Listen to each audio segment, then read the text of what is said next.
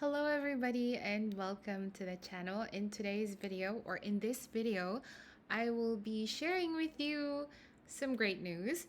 Our case is already ready at the US Embassy Manila. Actually, this content is long overdue. We have been case ready for over 2 weeks now. And I just really have been busy gathering all the documents necessary for my medical, my interview, and my CFO counseling. So before those schedules, I will be first sharing with you the steps that we took after our case was already updated to ready. Firstly, I'd like to start with the timeline just in case you haven't watched our previous videos. Our case was received back in April 8th, 2022, so that is about 16 months ago. And then we received our RFE, or request for evidence, last May 10, 2023, and 20 days later we had our case approved. So that's May 30. In August 2, our case was created and our status was at NVC. We received the case number via email or public inquiry through the public inquiry form at NVC's website. And on August 14, our case was in transit, meaning it was already on its way to the US Embassy Manila. And just a day later, we our case was updated to case ready. So from case approval NOA to May 30, it took 2 months and a half to have our case ready at the US Embassy Manila. A lot of the people in the Facebook community as well as YouTube recommended that we need to wait for our case to be ready before we do anything else. And in our case, it was a bit different because the wait is long enough. Once we received our case number, I already proceeded to accomplishing the DS-160. So that is the first thing that you need to do, accomplish your DS-160. Here is the website. You can just simply Google DS-160 and this should be on the top results. And right here on the screen, you will see this is the page for the DS-160. You're supposed to select your location right here. And then you enter the code shown on the screen.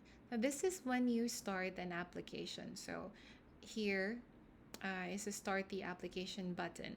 There is also an option to retrieve an application. It means that you have already started to fill out the DS-160 and that you wanted to continue filling out the forms.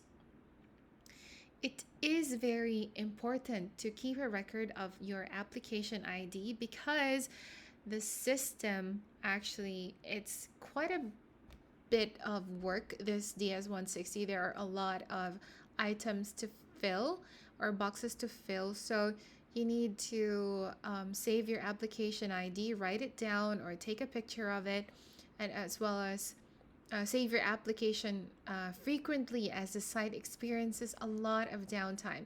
Preferably every time you finish each page, you hit that save button because in my case, almost in every page, the system for some reason crashes. So I'm not sure if it's my internet or if it's their system, probably my internet.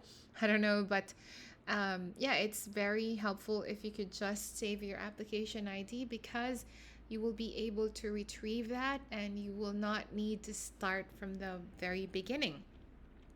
The DS-160 also will ask for you to upload a US visa photo. So I would highly recommend that you get your photo taken at a at the mall or anywhere that provides, or professionals that provide the services of printing or taking your US visa picture. So also ask for their photocopy. In my case, I went to Photo Line and I think I paid about 160 pesos. That includes the soft copy of the visa photo. And then once you've done that, it's like, for example, in here, the example that I chose is Afghanistan, but I'm speaking for the beneficiaries from the Philippines. So you're supposed to choose here Manila, Philippines, and then enter the code shown here. And then you would either start an application, upload an application, or retrieve an application. So you can also upload the application because I think you can save the data on your computer, but I think it's really easier to just retrieve the application and save your application ID. This is your application ID. Once you start an application, it automatically generates an application ID. So you will also be asked security questions, so take note of the security question that you chose as well as your answer to allow you to retrieve your application form. So on the screen, these are the information that will be needed to that will be needing to fill out or to accomplish the DS-160. So it's basically just your personal information about your family and your work, education, your travel. So I think on top of your head, you can already provide the information required. Um, I believe that also while filling the DS-160, you need your case number. So take note that while I was filling out my DS-160, my status was still at NVC. The DS-160 will only require you to provide the NVC case number. It doesn't say anything about the case status. So regardless of the case status, you can now fill out or start filling out your DS-160. It is important for you also to keep in handy your passport because it'll be asking for passport details like your passport number, validity of the passport as well, I think will be asked. So should be beside you while filling this DS-160 form. Now, after the DS-160, what I did next is I paid the visa fee. Now, this is the website where you can get the document to pay for your visa. So we are doing the K1 visa, so it should be here on this page. You will click on K. So this is for the K1 visa applications. The current pricing is at 265 US dollars, though, so that's roughly around 15,000 something pesos. And so it's here. It should return something like this. This is the US visa deposit slip. So it's here, the amount is 15,370 pesos, and this is the receipt number right here. So do not reveal to the public as this will be associated to your visa application for payment. What you need to do, because RCBC is the bank na the U.S. Embassy is working with, you could go to the actual physical office of the bank to process this payment. All you have to do is print this out and bring your passport with you, and then you just give this to the bank teller. They would know what to do with it, and then you should bring 2 copies of this or just a copy. The bank will keep this upper portion and you will get this lower portion right here. The receipt that they will give you is just a bank, it's just a print out at the back of his paper, parang confirmation lang na payment was received, and the tracking is already this receipt number right here. So you will again need to keep this receipt number because you will need this when you create your CGI profile for your visa interview. So again, do not reveal this to the public. Kasi pag nakuha to ng iba, they can use this and attach this to their visa application. So you can pag nagamit na siya ng isang tao, hindi mo na siya pwedeng gamitin ulit. So, keep that as a secret. And I think nagre-reflect lang yung payment the next day, or I'm not so sure. But for me, I paid at around 12 noon, and then hindi pa siya nag-reflect in the system that this specific receipt number has been paid until the next day. So I had to wait for like 24 hours before I could schedule my visa visa interview. So this is, so nakabayad ka na. The next thing that I did or we did is creating our CGI profile. This is the website and it should be something like this. Dito ka na magsischedule ng interview. Marami din ditong forms that you will need to fill out. Kailangan din dito yung DS-160 application ID mo and your case number as well, and then your receipt number most especially. So there are actually four, kasi hihingin din nila yung priority date, which refers to your NOA1 date, your case number from the NVC, your DS-160 application number, and lastly, your receipt number or your MRV slip payment. So, yun. The schedule sa US Embassy, your interview schedule could be rescheduled a number of times. I think 5 times. So, in my case, at the time of preparing all these things, our case status was still at NVC. So, naglagay ako ng kaunting leeway, like about, not kaunti, because it was over a month actually. The first schedule that I picked out was September 28 because yun yung earliest schedule available at the time of booking. I was trying to book early August. So, September 28 yung pinaka soonest interview slot. So, I booked that. But then, upon checking, I think 2 days later, may nag-open na slot, na earlier slot na September 13. So, I decided to reschedule my interview from September 27 September 28 to September 13. And I was already decided then that September 13 was the date. And so I worked backwards with my medical. And so yung rescheduling can be done 5 times according to what I've read on the website. So yun, so twice ko siyang na-schedule. All of this can be done dito sa CGI website, sa profile that you will create. So ayun, na-schedule mo na yung interview mo with the US Embassy. You will need to work backwards kasi dapat mauna yung medical. So some people, they do their medical first, but then kailangan kasi ng one of the requirements of St. Luke's is to have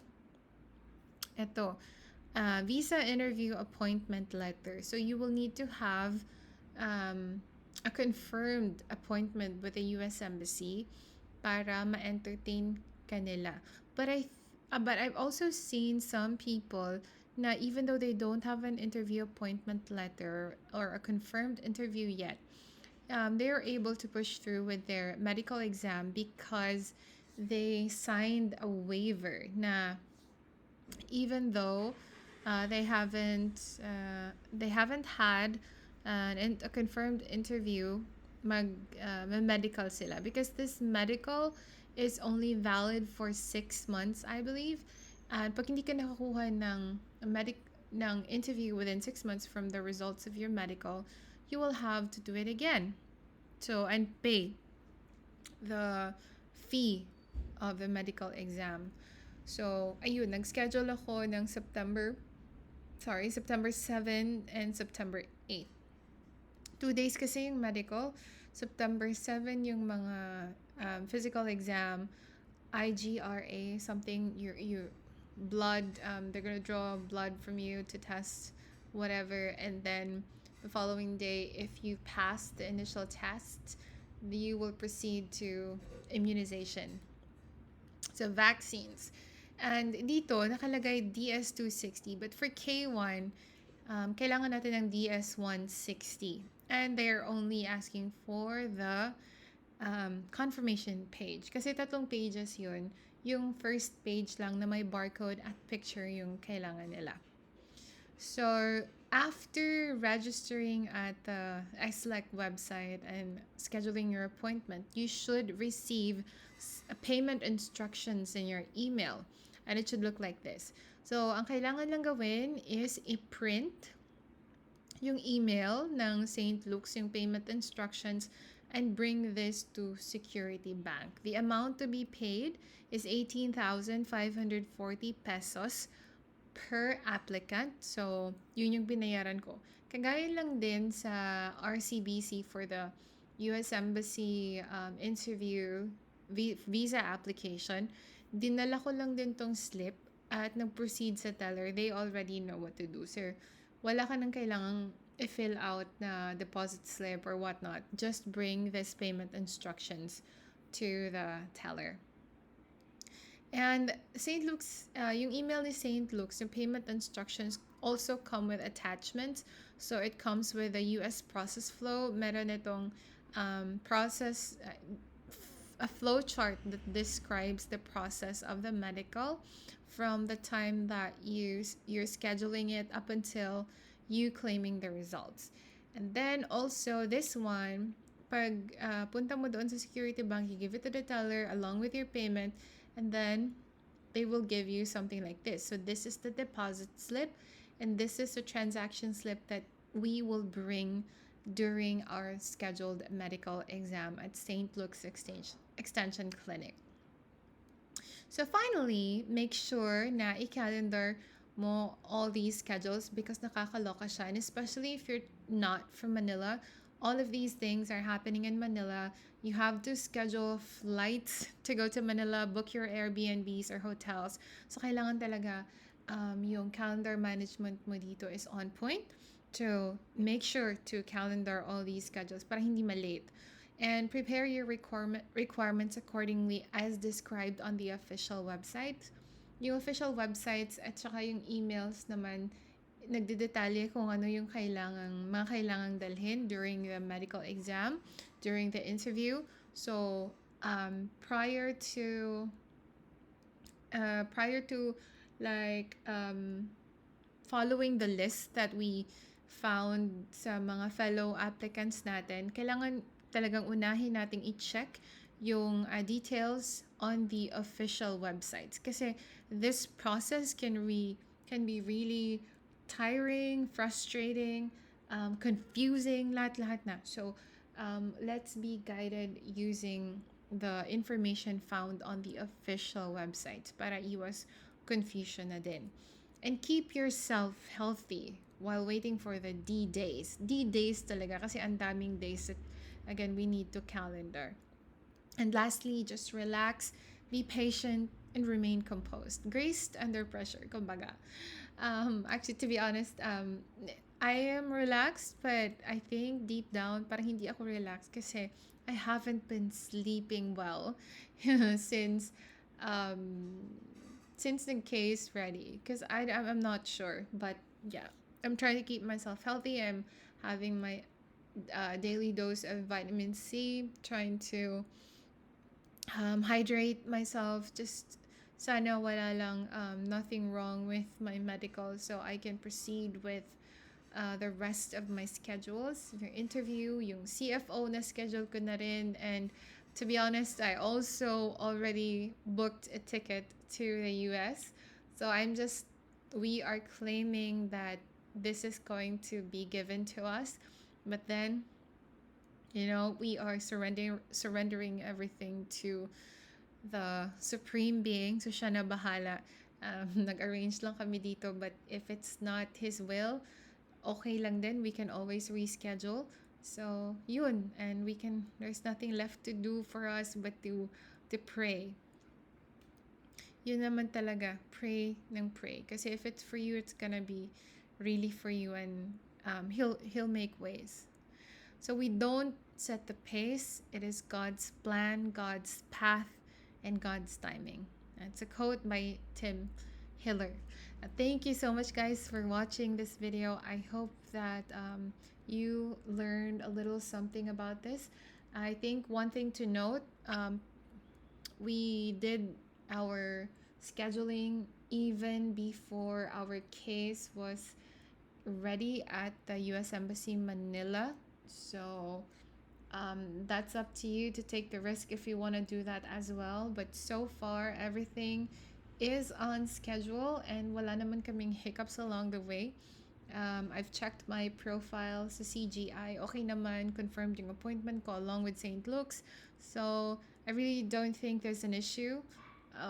Kung mag-wait ka ng case ready or gawin mo na before mag-case ready, basta magbigay ka lang ng allowance na maging case ready siya of about like 2 to 3 weeks before you schedule your medical and your interview. So ayun, good luck everybody, and I look forward to sharing with you positive news in the coming days. So yeah, good luck to everyone and God bless. Thank you for watching. Stay sane, kind, and confident. Bye.